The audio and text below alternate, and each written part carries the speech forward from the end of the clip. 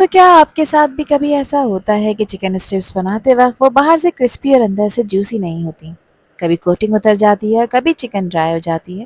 तो आज की रेसिपी में मैं आपके साथ शेयर करूंगी बिल्कुल restaurant style crispy chicken strips, जो बाहर से सुपर क्रंची और अंदर से सॉफ्ट और जूसी बनकर तैयार होंगी। बस कुछ सिंपल इंग्रेडिएंट और टिप्स आपने फॉलो करनी है और आपके घर में बन जाएंगी perfect golden crispy chicken strips, जो बच्चों से लेके बड़ों तक सभी को पसंद आएंगी।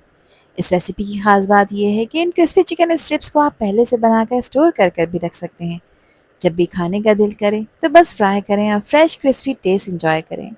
ये फ्रीज़र में रखने के लिए भी परफेक्ट है।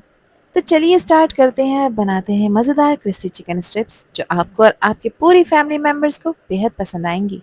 सबसे पहले मैंने यहाँ पर लिया है फ्रेश चिकन ब्रेस्ट, क्योंकि चिकन स्ट्रिप्स के लिए ब्रेस्ट पीस बेस्ट रहता है।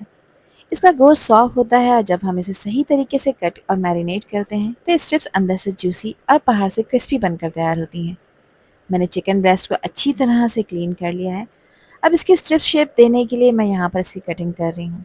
मैंने चिकन ब्रेस्ट को पहले दो इक्वल पार्ट्स में कट किया है ताकि पीसेस हैंडल करना ईजी हो जाए। फिर इन दोनों पार्ट्स को दोबारा से कट करूंगी ताकि चिकन की थिकनेस एक जैसी हो, क्योंकि अगर ये पीसेस मोटे होंगे या अनइवन होंगे तो फिर इनका जो कुकिंग टाइम है ये भी अलग अलग हो जाएगा और कुछ अंदर से कच्चे भी रह सकते हैं। अब यहाँ पर इनको मैं पतले और लंबे स्ट्रिप्स में कट कर रही हूँ। बहुत ज़्यादा आपने इनको पतला नहीं काटना, बस कोशिश ये करनी है कि स्ट्रिप्स एक ही साइज़ की हों ताकि फ्राइंग के वक्त सब एक साथ इवनली कुक हों। यहाँ मैं आपको चिकन का वेट बताती चलूँ कि चिकन वज़न में 550 ग्राम है। अब जो लंबी चिकन स्ट्रिप्स हैं इनको मैं हाफ में कट कर रही हूँ ताकि सब स्ट्रिप्स एक जैसे साइज़ की हो जाएं। जब स्ट्रिप्स साइज़ में इक्वल होती हैं तो फ्राइंग के वक्त सब पीसेस एक जैसे कुक होते हैं। कुछ ज़्यादा ड्राई नहीं होता और ना ही कच्चा रहता है। हमारी सारी चिकन स्ट्रिप्स रेडी हो चुकी हैं, जो कि मैरिनेशन के लिए बिल्कुल परफेक्ट साइज़ में है। इसकी मैरिनेशन के लिए हाफ टी स्पून मैंने इसमें अदरक का पाउडर डाला है और 1 टीस्पून लहसुन का पाउडर डाला है। और अगर ये दोनों पाउडर नहीं है तो कोई परेशानी की बात नहीं, आप 1 टेबल स्पून अदरक और लहसुन का पेस्ट ऐड कर सकते हैं। हस्बे ज़ायक़ा इसमें नमक डालेंगे, मैंने 1 टीस्पून डाला है। नमक आप अपने टेस्ट के अकॉर्डिंग रखिएगा। 1 टीस्पून इसमें पिसी लाल मिर्चों का पाउडर डालेंगे, 1 टीस्पून इसमें काली मिर्च का पाउडर डाला है, 1 टीस्पून इसमें धनिया का पाउडर शामिल करेंगे और हाफ टी स्पून मैंने सफ़ेद मिर्च का पाउडर भी ऐड किया है। और ये नहीं है तो आप फिर 1 टेबल स्पून काली मिर्च का पाउडर ऐड कर सकते हैं।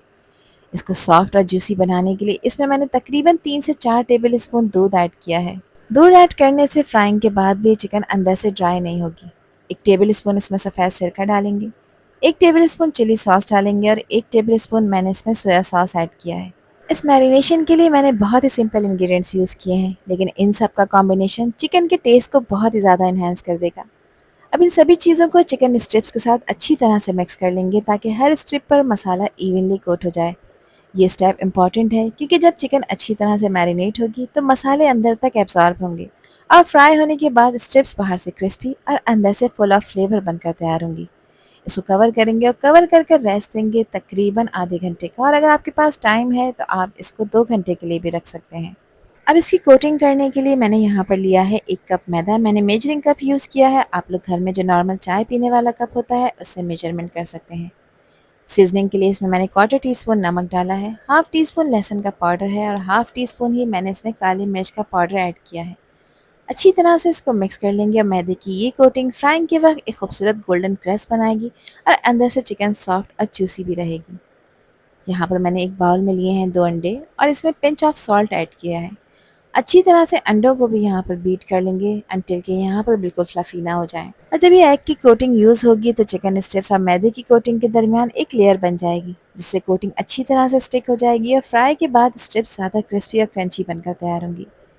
इसके साथ सर्व करने के लिए एक ज़बरदस्त सी सॉस तैयार कर लेते हैं, जिसके लिए 5 टेबल स्पून डाला है मैंने मेयोनीज़ का और 4 टेबल स्पून मैं चिली गार्लिक सॉस ऐड कर रही हूँ।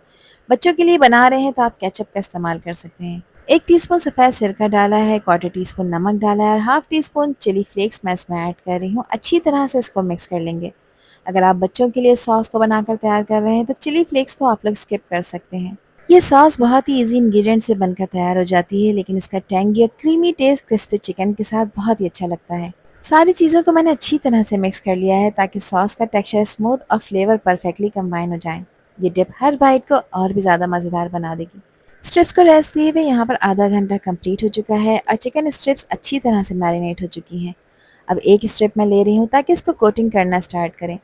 मैरिनेशन की वजह से चिकन में मसाले अच्छी तरह से अब्सॉर्ब हो गए हैं। अब कोटिंग के बाद जब ये फ्राई होगी तो बाहर से क्रिस्पी और अंदर से जूसी और फ्लेवरफुल बनकर तैयार होगी।